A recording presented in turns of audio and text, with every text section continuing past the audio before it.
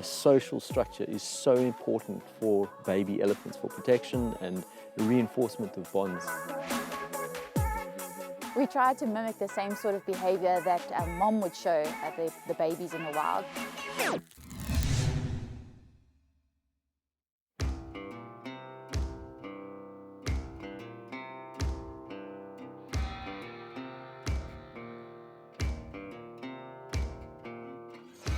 Good morning, everyone. Welcome back to another episode of Shamwari TV. It's a beautiful early morning out here, so I think it's going to be a good day. With it being World Elephant Day, I thought it'd be really cool if we go out and try and find a breeding herd of elephants and spend some time with them. Actually look at the intricate details of elephant herd society, how they work, why they work, and how important family life is for them. Stick around, I hope you enjoy it.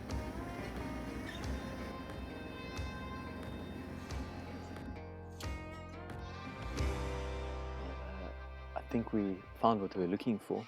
And I just want to show you what's on the other side of my vehicle, just to give an inclusive idea about what we're following and how we found them.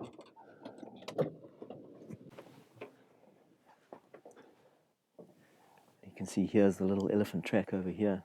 There's the divot at the front, heading in that direction over there, and this track is over vehicle track, so it tells us it's fresh, in the presence of adult tracks. With the noises we can hear over here, we can pretty safely say that we're going to find a breeding herd of elephants with a whole bunch of babies, so exactly what we were looking for.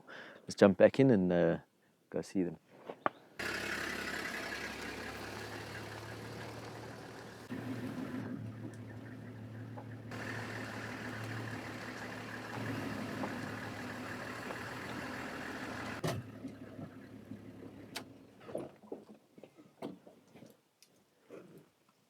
They couldn't be in a better spot. What an amazing sighting. They are incredibly social animals. They are incredibly intelligent animals. And their whole society is based off of essentially the babies. And everything above that always comes back to looking after and the successful rearing of the babies. A social structure is so important for baby elephants, for protection and reinforcement of bonds. If we think of our wildlife rehabilitation center, how important it is that those babies up there have got a stable social system that they're able to connect to until they're able to be integrated back into a wild herd. They have to have stability, they have to have connections on a social level, and they will bond and imprint with certain individuals. And a definite social structure starts forming out of that relationship, whether it be with elephants or their human caretakers. It's exactly the same emotional needs need to be met. Good morning and welcome to another episode of Shamwari TV. We're out with Amara and Stella on their daily walk. Lisa and Vusi are joining us today. Lisa's also been part of the herd environment since the beginning, and Vusi's one of our other special handlers. Very happy with their progress at the moment. Amara, even though she hasn't grown or put on too much weight, she's got a lot of energy, and you can see in the background she's just eating the bushes and just enjoying being outside and being an elephant. Stella, of course, is her usual self, really just loves being in the bush and is showing lots of proper elephant or normal elephant qualities. So very happy with their progress at this stage. And yeah, I'm sure it will be a fun morning out with them. Elephants as a species on World Elephant Day, there's estimated numbers that there were 26 million elephants on the African continent a few hundred years ago. By the early 1900s, those numbers had dropped down to about 10 million. By the 1970s, it was then poaching had kicked in a lot, and the numbers had been decimated down to only a few million. And we sit now in 2020 and we're sitting on estimated numbers, maybe less than 400,000 elephants left in the wild. So it's vitally important that conservation areas are managed and protected and utilized so that the species can continue.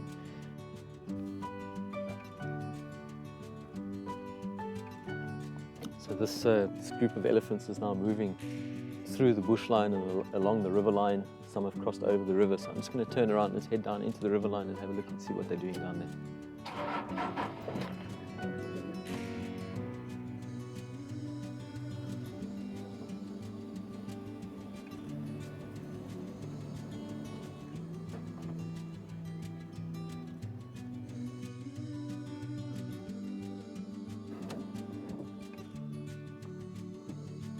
This is great to see over here. Just the ability of elephants to access certain types of food and good food. Everywhere from up on the cliffs over here, all the way to, as the water level has receded in the river line, there's obviously still a fair amount of moisture, but the grass is growing down here. And you can see these elephants are now obviously feeding along, and underneath their trunk, their very dexterous trunk is able to reach underneath this overhang rock over here, and they're able to get nice green vegetation. And the elephant trunk is an amazing, amazing thing. If you just look at the way the trunk can increase in size, it's a muscle. It flexes as it contracts and relaxes. There's approximately about 40,000 group muscles within an elephant trunk. You're looking at about 150,000 individual muscle fibers, which is just phenomenal. It gives the elephant the ability to suck up water, pick up an individual little blade of grass, or pull down a whole tree. But they do have to learn how to use it, and especially with the young elephants. It's always fun watching them. Also, you can tell just how tiny an elephant is by its inability to use its trunk.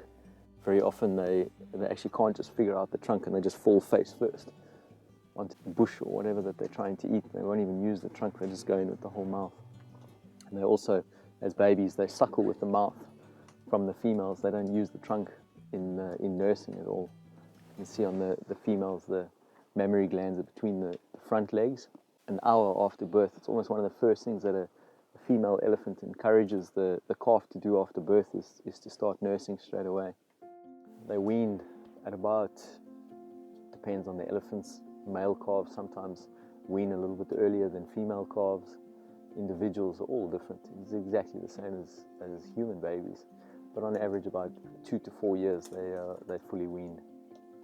That little guy over there using his foot to try and get a little piece of vegetation. He actually almost put his whole head down because he's getting frustrated with trying to figure out how to get that trunk to actually have enough strength to pull out that vegetation. But he eventually managed to kick a bit of it out. You can see how he kneels down, and he's actually using the base of his trunk to try and push it out, moving all of the rocks out the way. They put their feet on the rocks and kick backwards to then get to the nice green grass growing all the way around it. So yeah, just amazing to see the interaction with these elephants and how society works and how important family structure is, and discipline and even love. It's very important that we try and keep as natural of a social balance with our elephant as they would have in the wild. So we try and keep the same carers, the same handlers, just so that we maintain that herd environment so that elephants feel safe. It's also good to get them out so that they learn to eat different plants, so that they don't just rely on one nutritional source. We try to mimic the same sort of behavior that mom would show at the babies in the wild by showing them the different plants and just by giving them the enrichment that they need on their daily walks. At this age, the elephants are generally quite playful. They're just also learning their different ways of protecting themselves. But Stella loves to play and push us around, which is sort of normal behavior because she sees us as part of the family. Knowledge and information is so important for elephants. Part of their brain that is used for memory is phenomenally well developed. Their intelligence levels and memory is so phenomenal that they definitely can recognize individuals. They set up bonds with, if we think back to WRC, they establish bonds with their caretakers, and they can hold grudges. They remember if you treat them well or not. And I think from a guiding point of view, it's so important that these animals are respected. I definitely think that how elephants are treated will dictate their behavior within an environment, if they're aggressive, hyper-aggressive towards people or not. And like I said, we've got the most brilliant elephants that are so super chilled. The big female coming out here. So I'm going to give her space, make sure we're not in her way. But what an amazing morning.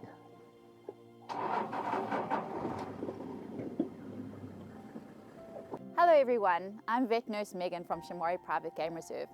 Thank you for watching another episode of Shamwari TV with us. Please don't forget to subscribe to the channel, hit the like button and follow us for some more amazing episodes.